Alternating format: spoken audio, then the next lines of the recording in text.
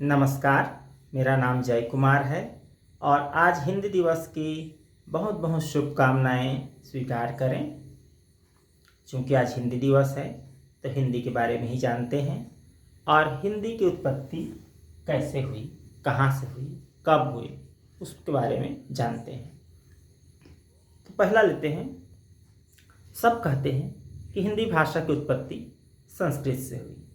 ठीक है, लेकिन सीधे सीधे संस्कृत से हो गई क्या? ये संस्कृत और कल से हिंदी बोलेंगे? नहीं, उसका कालक्रम बहुत पुराना है। तो चलिए चलते हैं। संस्कृत जो है प्राचीन कालीन आर्य भाषा है और उस संस्कृत जो है कम से कम 90,000 वर्ष प्राचीन है। इससे भी अधिक प्राचीन है, लेकिन 90,000 वर्ष प्राचीन की उसकी प्राचीनता जो है ये प्रमाणित है। क्यों? क्योंकि वेद को कहते हैं, वेद पर शोध हो चुके हैं, कम से कम 90,000 वर्ष तक तो श्रुति परंपरा में याद कर करके एक के बाद दूसरे, दूसरे के बाद तीसरे, पीढ़ी दर पीढ़ी उसको हस्तांतरित किए 90,000 वर्ष तक। और उसके बाद जब वेद लिखा गया उसके बाद हजारों वर्ष हो चुके हैं, कई हजार, 5,000 कम से कम वर्ष हो चुके हैं। तो लाखों वर्ष प्राचीन भाषा है संस्कृत भाषा। खैर, संस्कृत की महिमा मंडन फिर और कभी करेंगे। आगे बढ़ते हैं। संस्कृत जो है जब व्याकरणबद्ध हो गई, व्याकरण से परिष्कृत शुद्ध भाषा हो गई, तो एक बात जानना बहुत जरूरी है कि कोई भी भाषा जब अत्यंत शुद्ध हो जाए, सभ्य लोगों के, उच्च शिक्षित वर्गों की भाषा हो जाए, तो जन सामान्य उनसे कट जाते हैं और वो जो है अन्य भाषा का प्रयोग करने लगते, उससे मिलती जुलती और कुछ दूसरी भाषा की उत्पत्ति हो जाती है, बदल जाती है भाषा।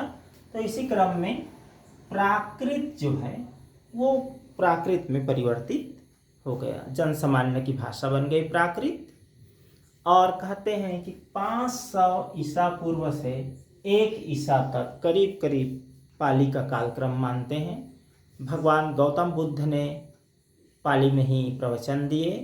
पाली पल्ली शब्द से बना है और उसका अर्थ है ग्राम, ग्रामजन की भाषा। तो उनके जो पिटक हैं, अभिधम्म पिटक, सुत्त पिटक, विनय पिटक, ये त्रिपिटक, ये सब पाली भाषा में है। पाली भाषा धीरे धीरे परिष्कृत होने लगी और परिष्कृत होकर के व्याकरणबद्ध हो गई। तो फिर वो धीरे धीरे प्राकृत रूप में आ गई पाली भाषा। अब प्राकृत ऐसा नहीं है कि 1 ईसा से ही 500 तक है। इससे पहले ये प्राकृत का रूप प्रचलन में आ चुका था, लेकिन एक समय तो मानना पड़ेगा, तो समय मान लिए हैं। और आगे देखते हैं। प्राकृत में भगवान महावीर जैन ने खूब प्रवचन दिए, उनकी भाषा रही। और प्राकृत और व्याकरणबद्ध होकर के क्लिष्ट होने लगी। क्लिष्ट कहना ठीक नहीं है, शुद्ध कहना ठीक है, लेकिन जन सामान्य के लिए क्लिष्ट हो गई प्राकृत भाषा। तो फिर जन सामान्य जिस भाषा को बोले उसको कहते हैं अपभ्रंश भाषा। तो अपभ्रंश भाषा 500 ईसा पूर्व से 1000 के आसपास की भाषा है और भारतवर्ष में अपभ्रंश भाषा का खूब बोलबाला रहा। अब कई लोग कहते हैं उसके बाद अवहट्ट करके, और कई विद्वान मानते हैं कि दोनों का रूप थोड़ा बहुत अंतर था, दोनों को एक ही माने, क्योंकि अवहट्ट के बाद और उसका कहना चाहिए विस्तार देखने को प्रायः नहीं मिलता या कम मिलता है। तो आगे चलते हैं। ये इतना तो समझ गए, अपभ्रंश तक आ गए। अब हम अपभ्रंश के उपरांत आगे देखेंगे।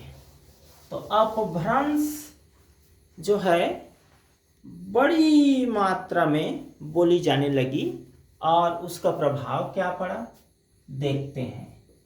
अपभ्रंश भाषा जो है वो कई भागों में विभाजित हो गई कहना ठीक नहीं है, कई तरह के से उनमें विकास हुआ। एक तो ले लेते हैं सौरसेनी।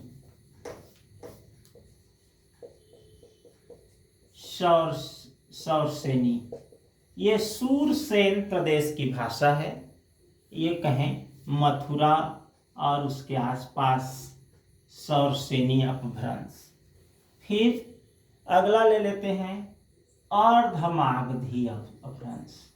अर्धमागधी अपभ्रंश और अर्धमागधी से ले लेते हैं अगला और मागधी ले लेते हैं। किसी को भी किसी क्रम में कहा जा सकता है। फिर मागधी अपभ्रंश हो गया। मागधी अपभ्रंश के बाद हम ले लेते हैं पैशाची।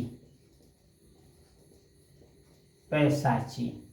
अब पैशाची अपभ्रंश के बाद और किसको ले लेंगे, तो ले लेते हैं महाराष्ट्री। महाराष्ट्री अपभ्रंश। महाराष्ट्री अपभ्रंश के बाद ले लेते हैं ब्राचड़। ब्राचड़ अपभ्रंश। इससे भी अधिक अपभ्रंश के रूप रहे, ऐसा नहीं है कि ये 3 और 3 6 रूप ही रहे, लेकिन विद्वानों ने ये 5 तक ज़्यादा मान्यता दी है और 6वें को भी दिया है और ये मुख्य है। इतने ही मान्यता प्राप्त कहना चाहिए अपभ्रंश हैं। अब इसके बाद तो ये इतने ही, इसके और रूप होते गए और रूप होते गए। इधर से शुरू करते हैं। और ब्राचड़ जो अपभ्रंश है वो धीरे धीरे एक भाषा का रूप, सिंधी भाषा का रूप उसमें धारण कर, और इसमें एक ही उल्लेखनीय है। और उसके बाद हम ले लेते हैं महाराष्ट्री। तो जो आजकल मराठी भाषा बोलते हैं, ये मराठी जो है महाराष्ट्रीय अपभ्रंश से निर्मित है। महाराष्ट्रीय अपभ्रंश से मराठी की उत्पत्ति हुई। अब उसके बाद पैशाची को भी देख लें। तो पैशाची अपभ्रंश से एक तो पंजाबी, आजकल जिनके गाने में युवा वर्ग खूब थिरकते हैं, ये पंजाबी भाषा, और एक और लहंदा भाषा। तो ये कहना चाहिए पैशाची अपभ्रंश से। तो ये 3 हो गए। अब ये 3 ज़्यादा समृद्ध हो गए। मागधी में यदि हम चलें तो मागधी में इसके प्रमुख भाषा बिहारी, और बिहारी भाषा के जो है 3 रूप प्रचलन में आए। एक मैथिली, और एक तो कहना चाहिए मैथिली और मगही, और मैथिली हो गया, मगही हो गया, और भोजपुरी। भोजपुर क्षेत्र के भोजपुरी, मगध क्षेत्र के मगही, और मिथिला प्रदेश के उधर नेपाल तरफ के क्षेत्र के मैथिली। तो ये 3 बिहारी में। अब इतने तक कहना चाहिए, ये मागधी नहीं रुकी। इसके अतिरिक्त ये बिहारी को तो कहना चाहिए क कह दें तो ख, ग, घ, इस तरफ और भी हुए। जितने बिहार के उस तरफ के जो क्षेत्र हैं, जैसे बंगाल, तो बंगाली और उसके आसपास की भाषा, ये सब कहना चाहिए मागधी से है। इसी प्रकार उड़िया, उड़ीसा कहना चाहिए भाषा जितनी हैं उड़िया, ये मागधी से ही उसकी उत्पत्ति हुई। इसी प्रकार और उस तरफ असमिया और जितने उत्तर पूर्व की भाषाएं हैं वो सब इसी तरफ, इसी मागधी से ही अधिकांश भाषाओं की उत्पत्ति हुई। अब ये मागधी जो है कितने समृद्ध भाषा के रूप में मागधी अपभ्रंश से इतनी सारी भाषाएं बनी। अब चलते हैं अर्धमागधी की ओर। अर्धमागधी में छत्तीसगढ़ी, फिर छत्तीसगढ़ी के बाद बघेली, बघेलखंड की भाषा, और छत्तीसगढ़ की भाषा, और अवधी, रामचरितमानस जिस पर गोस्वामी तुलसीदास ने जिस भाषा में लिखी वो अवधी, अयोध्या और उसके आसपास की भाषा। अब उसके बाद हम सौर श्रेणी को देखते हैं। तो सौर श्रेणी में ये सबसे ज़्यादा समृद्ध भाषा है। एक तो पश्चिमी हिंदी। अब इधर को थोड़ा मिटाना पड़ेगा क्योंकि इसको थोड़ा विस्तार से बताना पड़ेगा। तो इसको एक बार देख लें। अर्धमागधी छत्तीसगढ़ी, बघेली, अवधी, मागधी से बिहारी, तो उसे मैथिली, मगही, भोजपुरी, भोजपुर तक खिड़की तो भोजपुर क्षेत्र भोजपुरी करें। और उसके उपरांत बंगाली, उड़िया, असमिया वगैरह वगैरह, तो इतने को कम से कम मिटा देते हैं। तो उसके बाद इसको समझना आसान हो जाएगा, उसके लिए जगह बच जाएगी। तो देखते हैं पश्चिमी हिंदी। सौर श्रेणी को हम और कई भाग में बांटें। तो एक तो पश्चिमी हिंदी के बाद हम लेते हैं राजस्थानी हिंदी, और राजस्थानी के बाद हम ले लेते हैं गुजराती, और एक और लेना पड़ेगा, ये गुजराती और पहाड़ी। ये इतने 4 भागों में विकसित हुई सौर श्रेणी अपभ्रंश जो है। अब पश्चिमी पर भी देखते हैं। तो इसमें ब्रज, खड़ी बोली और कन्नौज क्षेत्र की। कन्नौजी के बाद अब देखते हैं तो अगला कौन सा ले लें। कन्नौजी के बाद बुंदेली।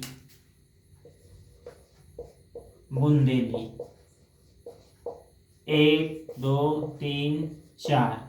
5वां ले लेते हैं दक्षिणी, और दक्षिणी के बाद एक और लेंगे। तो एक और कौन से ले लेते हैं, वो है खड़ी बोली हो गया। इसी खड़ी बोली को कौरवी भी कहते हैं, और हरियाणा प्रदेश की भाषा हरियाणवी। ये इतनी भाषाएं बनी पश्चिमी हिंदी से। और राजस्थानी हिंदी से 4। कौन कौन से, ये जो है मालवा प्रदेश की भाषा, मालवी। फिर मालवा प्रदेश के बाद मारवाड़ प्रदेश की भाषा, और मारवाड़ी के बाद आ जाते हैं जयपुर तरफ की भाषा, और मेवात क्षेत्र की भाषा। और गुजराती का और विभाजन नहीं करते, और गुजराती ही रहने देते हैं। पहाड़ी का एक विभाजन कर लेते हैं, यह है कुमाऊनी और गढ़वाल क्षेत्र की गढ़वाली, और कुमाऊं क्षेत्र की कुमाऊनी। ये दोनों जो है उत्तराखंड की ओर की भाषा है, पहाड़ी भाषा नाम से ही स्पष्ट है। तो इतनी भाषाओं में अपभ्रंश भाषा जो है बट गई। इतनी ही नहीं, इससे और अधिक है जो मिटा चुका हूँ वो, और इसके अतिरिक्त छोटी छोटी और कई भाषाएं हैं। तो अब हम ये देखते हैं, सबको जान लिए तो हिंदी की उत्पत्ति इनमें से किससे हुई। सौर श्रेणी से, अर्धमागधी से, मागधी से, पैसाची से, महाराष्ट्र से, ब्राचड़ से। तो ब्राचड़ से तो हुई नहीं, सिंधी की उत्पत्ति हुई। और महाराष्ट्र से मराठी की उत्पत्ति हुई, तो इसको भी कट कर देते हैं। तो इससे तो इसकी उत्पत्ति नहीं हुई, महाराष्ट्र से उत्पत्ति नहीं हुई, पैसाची से भी उत्पत्ति नहीं हुई। अब बच गए सौर श्रेणी, अर्धमागधी और मागधी। तो मागधी से भी नहीं, क्योंकि मागधी से भोजपुरी, मैथिली, मगही, और इधर कहना चाहिए बंगाली, उड़िया, असमिया, इन सब से कहना चाहिए नहीं, तो मागधी को भी काट देते हैं। तो अब विद्वान कहते हैं सौर श्रेणी से और अर्धमागधी से। लेकिन दोनों में से एक ही चुनना रहेगा, तो है सौर श्रेणी से, सौर श्रेणी अपभ्रंश से। क्यों? आप लोग जानते ही होंगे कि खड़ी बोली को परिष्कृत करके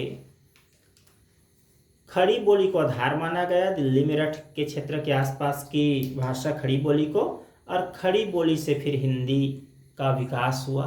लेकिन अवधी, ब्रज और कन्नौजी, बुंदेली, दक्षिणी, हरियाणवी और इस इधर देखें तो छत्तीसगढ़ी, बघेली, अवधी सब का इसमें प्रभाव रहा।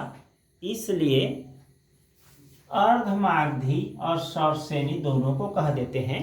लेकिन मूल रूप से देखें तो सौरसेनी अपभ्रंश से हिंदी की उत्पत्ति हुई। संस्कृत मूल में है, जड़ में, लेकिन संस्कृत से बदलते बदलते बदलते बदलते सौरसेनी अपभ्रंश से हिंदी भाषा की उत्पत्ति हुई। इसका एक चीज़ और देख लेते हैं कि तो हम हिंदी दिवस 14 सितंबर को क्यों मनाते हैं, ये भी इस प्रश्न का उत्तर ले लेते हैं, उसके बाद फिर आगे बढ़ते हैं। तो 14 सितंबर 1949 को संविधान का निर्माण हो ही रहा था, तो कहना चाहिए राजगोपालाचारी, श्री राजगोपालाचारी, इन्होंने संविधान सभा में हिंदी को राजभाषा के रूप में मान्यता दिलाई। तो उस दिन ये पास हो गया, बिल पारित हो गया कि हिंदी को राजभाषा का दर्जा दिया गया। इसकी और कहानी है कि हिंदी के साथ अंग्रेजी वगैरह वगैरह वाला ये सब दूसरे दिन किसी दूसरे वीडियो में देखेंगे। एक बात और देख लेते हैं, हिंदी शब्द की उत्पत्ति पर चलते हैं।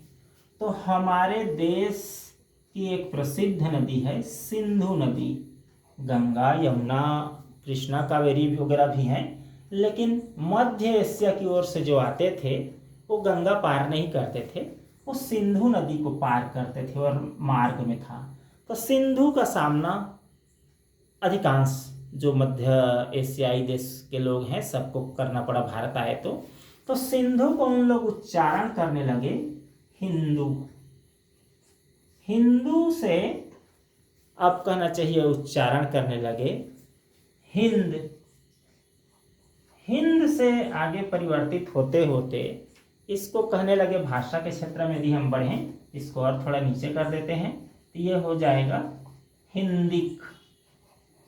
हिंदिक, इसलिए अमीर खुसरो वगैरह की भाषा में हिंदवी, हिंदी कैसे शब्दों का प्रयोग देखेंगे। अब उसके बाद इसको आधा ना के बजाय यहाँ बिंदी भी कर सकते हैं और आधा ना भी कर सकते हैं।